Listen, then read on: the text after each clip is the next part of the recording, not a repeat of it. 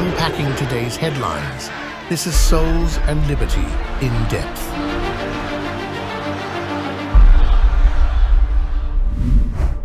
Hello everyone and welcome to In Depth, a production of Souls and Liberty, brought to you in partnership with MyPillow. Now more than ever, we're short of workers. We have a population that is not reproducing it on its own with the same level that it used to. The only way we're going to have a great future in America is if we welcome and embrace immigrants, the dreamers, and all of them, because our ultimate goal is to help the dreamers, but get a path to citizenship for all 11 million or however many undocumented there are here. All right, more on those comments from Chuck Schumer later, but first, I just encourage everybody to start spinning up on what's really going on with the management of our elections and fight against this censorship that's keeping you from finding this information out. All right, 32 days to go with polls across the board showing Trump is moving in for the kill. Cheating by the communists is now emerging as a chief concern. Our guest today is Patrick Kolbeck, an expert in this area following 2020. I'm your host, Gary Michael Voris, coming to you from here in Houston. Good morning, Patrick. Cheating in all kinds of forms. Let's start with the case of a sweet lady in Colorado, Tina Peters, who is now experiencing the wrath of the communist state. What do you know? Give us an update, a little background. What's going on? Well, first of all, Tina Peters, a Mesa County clerk in Colorado. She's a Gold Star mom. Her son was in the Navy SEALs, and I'll tell you, she's one of the nicest ladies you ever want to meet. She got into public service for all the right reasons. She wanted to help make sure that government was responsive to the needs of the people. And she was just prosecuted yesterday for what they characterized as deceit to commit fraud, and incarcerated for a period of 9 years in prison.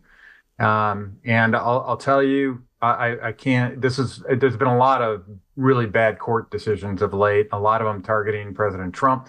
But this one upsets me more than any other one, because all Tina Peters was attempting to do was protect the integrity of the election records under her responsibility.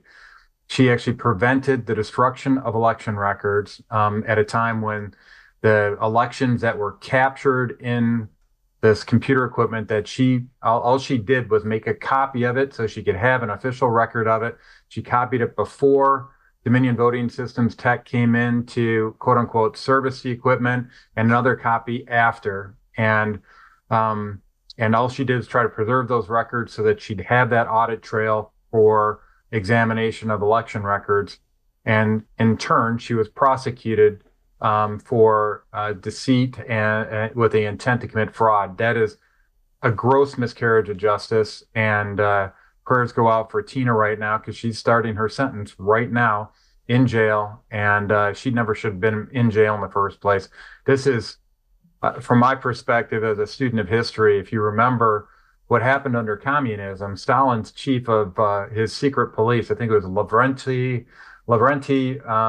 Beria, once said that you show me the man and I'll show you the crime. Well, what happened in this case with Tina Peters is that the Colorado Secretary of State, Jena Griswold, said, the man in this case is Tina Peters. I want you to make an example out of her. And the prosecutor, Josh Shapiro, crafted a case that made sure that she spent some serious jail time in jail. And the judge prevented a disclosure of the full statutory duties of Tina Peters as a clerk from being presented to the jury. So it made it seem like she was conducting a conspiracy to subvert the elections when she was actually trying to protect the elections. I've never been so upset with a court decision in my life. This is one, hopefully, that President Trump, when he becomes president again, could just overturn, commute her sentence and just say that's it. I don't think he has the authority to overturn state decisions. It's a federal court, yeah. State courts, I don't think so. But we shall see. I mean, it definitely is going to be appealed, and it should be appealed.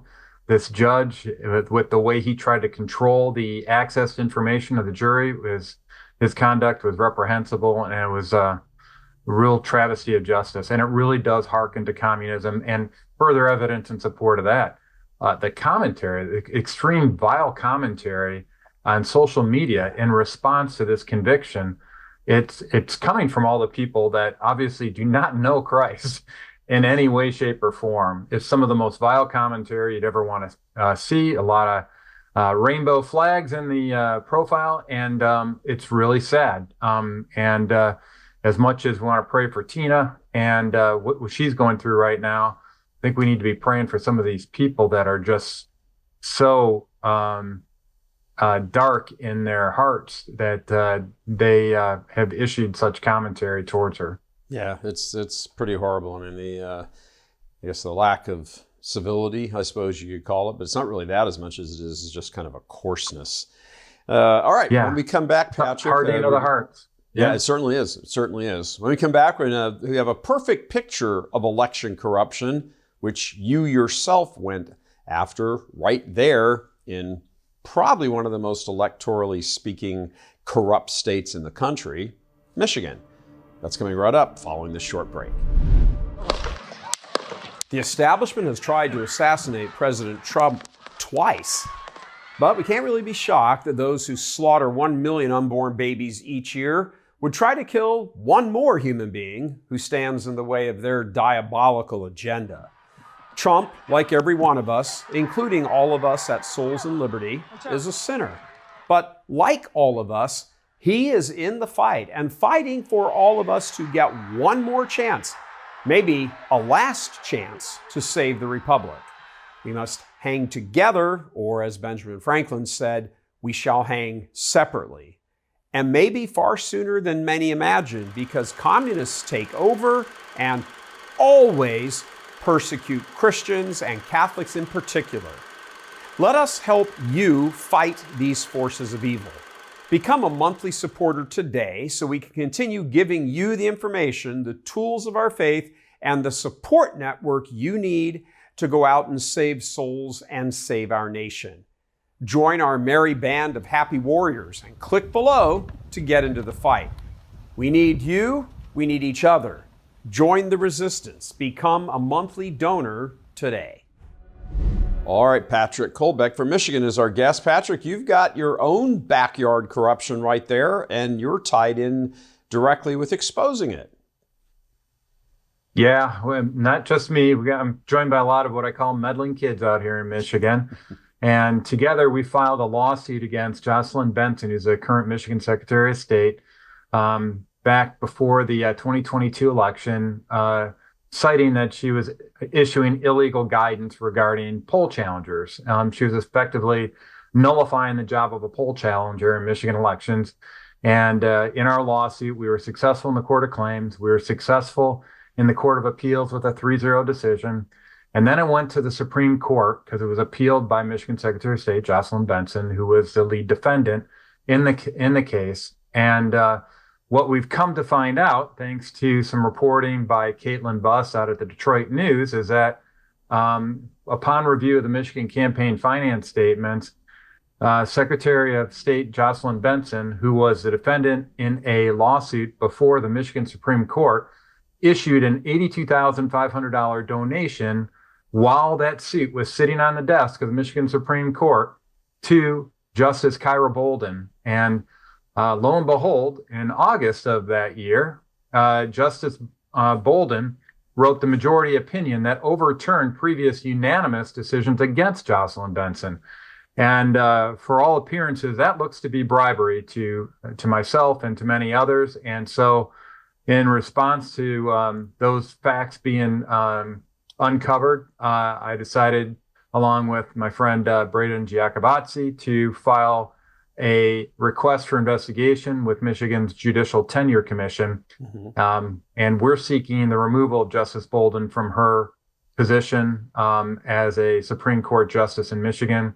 And we'll see where this goes. She's actually currently up for re-election on that. And so potentially we could get her removed from office without even the Judicial Tenure Commission acting on it. But either way, she needs to be held accountable for her actions. Yeah, and frankly, so does Jocelyn Benson. I mean, I think one of the things that's Yes. very frustrating for it's not really Trump people, it's not even MAGA people, it's just they're in that movement. But just the normal everyday man, I think, is sick to death of these people just getting away with stuff. Even when they get caught, even when they get exposed, when all of that stuff happens, nothing really happens to them.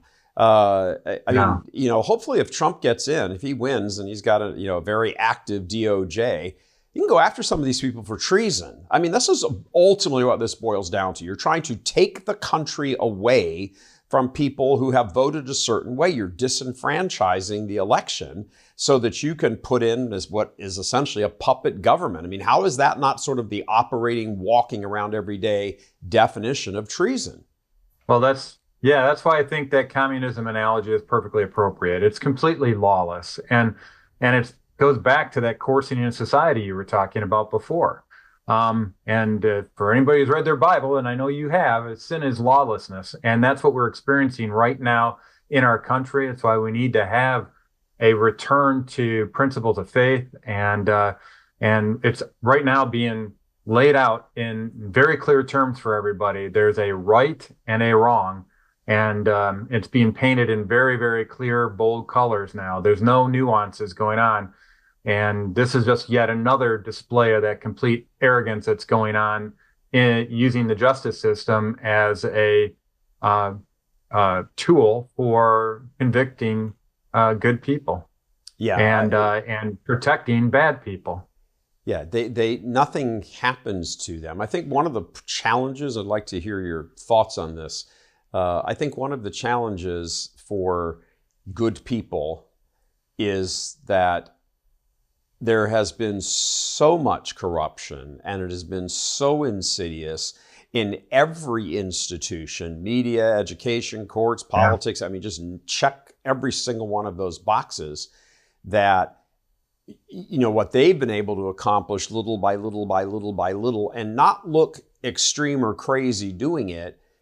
We all need to actually look extreme and crazy and radical demolishing it because we've got one shot. They've had election after election after election after election to just kind of keep, getting first downs. We have to throw a bomb and win the game. And I think that I'm not sure people are really quite understanding of that, but it's a challenge to bring people around to that. Oh, you can't be that extreme. Guys, do you realize the score is 100-0? You need a 101-point play here to win this. Yeah, what's sad is that what they're painting as extreme is actually what we used to call following the law. Yeah. And so they've been so successful at changing the narrative or changing what they call the Overton window, if you will, so that just simply following the law, respecting traditional values, respecting other individuals, loving your neighbor as yourself, those are all thrown out that window nowadays. And so, yeah, it seems like it's a Hail Mary pass, but really, it's just a return to fundamental principles that made this country great in the first place. Yeah, that's it. All right, Patrick, when we come back, we're going to talk about perhaps the most worrisome form of cheating, and no one's really even heard of it. That's up next. Go to MyPillow.com or call the number on the screen. Use your promo code to take advantage of wholesale pricing for the first time ever on TV, including my standard size MyPillow, only $14.88. They've never been offered this low before. We have limited quantities at this price, so limit's going to be 10, and once they're gone, they're gone. No matter who wins in November, we have to embrace that we are living in a post-Christendom culture. And the heart of that is a rejection of the gospel. As one item on our agenda to combat this, Souls and Liberty is hosting our first annual retreat at sea. You might be familiar with the annual event we produced for over 10 years at Church Militant. Dr. Jules Gomez, our Rome correspondent, and I are going to be doing the presenting, and the theme is Christians in Exile Triumphing in Adversity, which provides a whole range of discussions to think about. Now, we sail out of Galveston, Texas to the Western Caribbean November 10th to the 17th, yes, right after the election. I think all of us are probably going to need it one way or the other. Please join us for serious discussion, spiritual preparation, and bonding, very important, bonding with fellow Catholics. Registration information is provided below and on our site at soulsandliberty.com/retreat@sea 2024. So sign up and we hope to see you there. Okay, welcome back, Patrick. We were talking about the CIS. What is the CIS and why should people be concerned and why has no one really heard of it? Yeah, CIS stands for Center for Internet Security. And just so everybody knows, this Center for Internet Security, their primary job when it comes to our elections is to secure our nation's election system networks. You know, those same election systems that they tell us are not connected to the internet. Sure. Well, they're using an organization called the Center for Internet Security to secure those systems that are not connected to the internet. So just think about that for just a while. And we talk about the devil being a master deceiver. Here's yet another example here. They're being bold-faced with the lie that these machines are not connected to the internet. So anyway, this organization, the Center for Internet Security, is actually a customer of the federal government, the Cyber Infrastructure Security Agency, or CISA, not to be confused with CIS. CISA is the federal agency. CIS is the 501c3 nonprofit. They're a non-government organization, which is very important in this context. And we'll get into that in just a little bit. But they are operating what is called an Election Integrity Isaac Center. It's an information sharing and analysis center. They're based out of Greenbush, New York.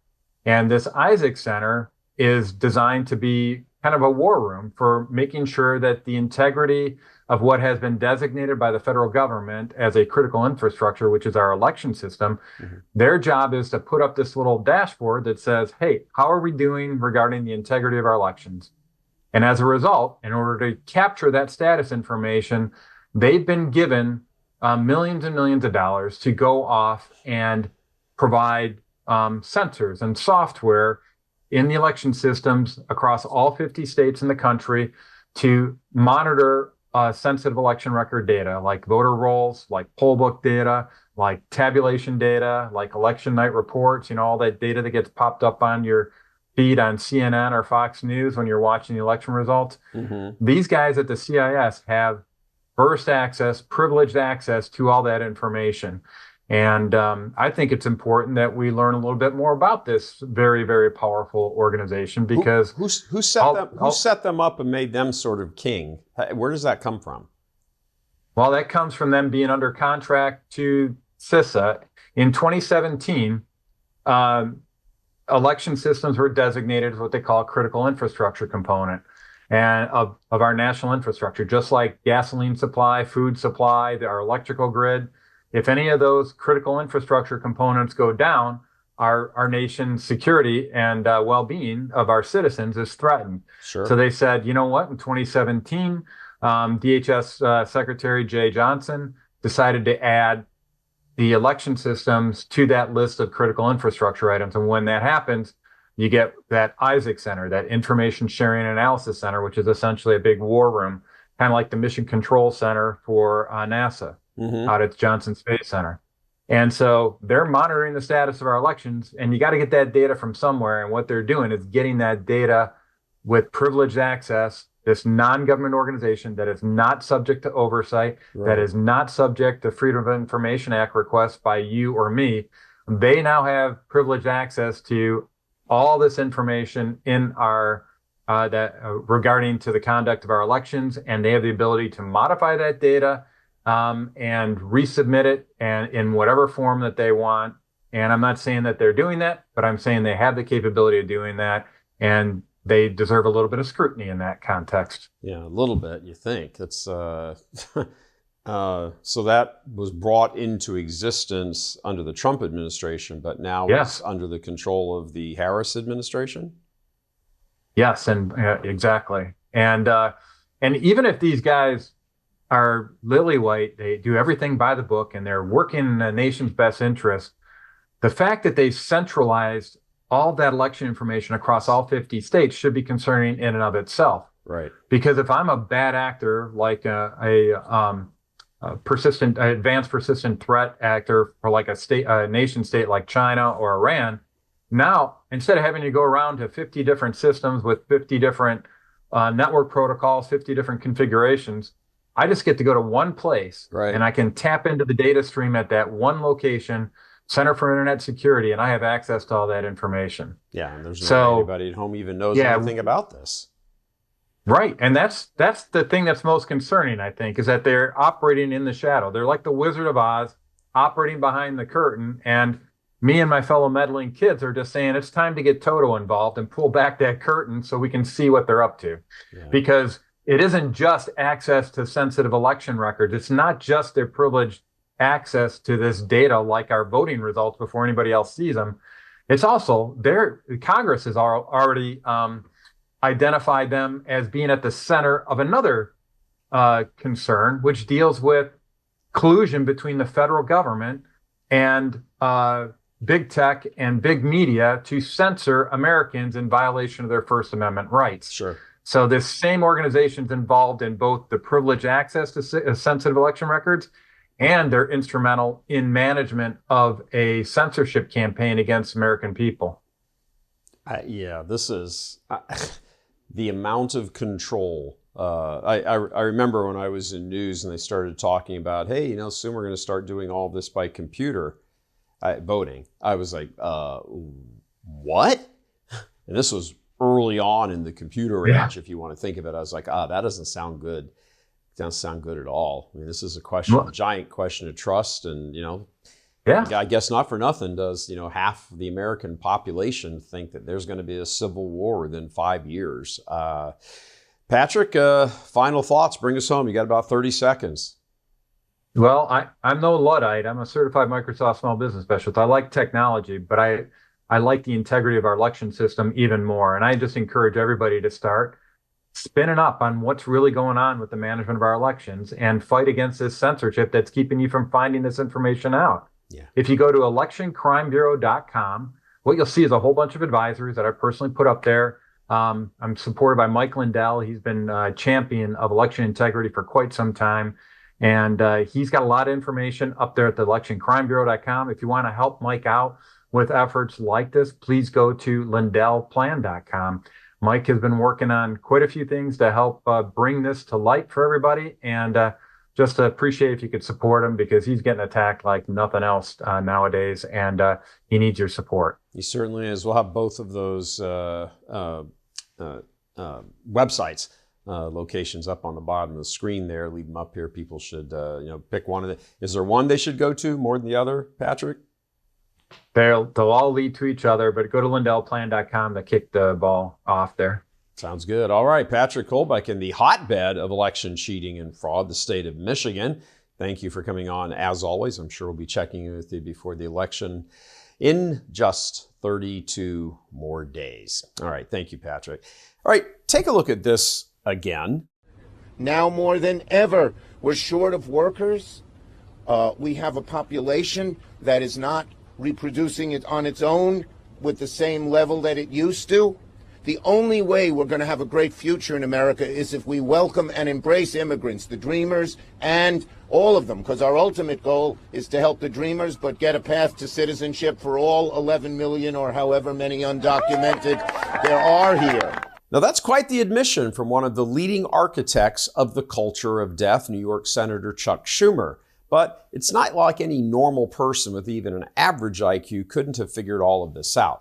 They've been following this trajectory for decades now, and since they feel they have or are about to achieve their agenda, there's no sense hiding it any longer, at least from their point of view. Their goal, the communists, has been the destruction of America from day one. Decades ago, they launched the sexual revolution here in the U.S., the American version of Chairman Mao's Cultural Revolution in China. They have the same end, the wiping out of their previous national identities through upending the past and destroying it, not being burdened by the past. Interestingly, each decided that the family and children were the number one targets. So through contraception and eventually abortion, each country's past slowly began to be abandoned. Here in the U.S., you just heard from the horse's mouth. Our abortion and contraception plans have worked. Yay! Chuck Schumer standing right there in front of the Supreme Court saying it. Now, or Capitol Hill saying it. Now on to stage 2, which is to make however many millions of illegals, which we brought in for this very purpose, full-blown citizens, and finish the demolition of a Christian America. Couldn't be any more plain. He says it right there. That's their goal, the erasure of America. The goal, however, of their father, the devil, is to wipe out Christianity, specifically Catholicism. They are just his tool for doing so. He was, as the Son of God said, a liar and a murderer from the beginning. God love you. I'm Gary Michael Vorse.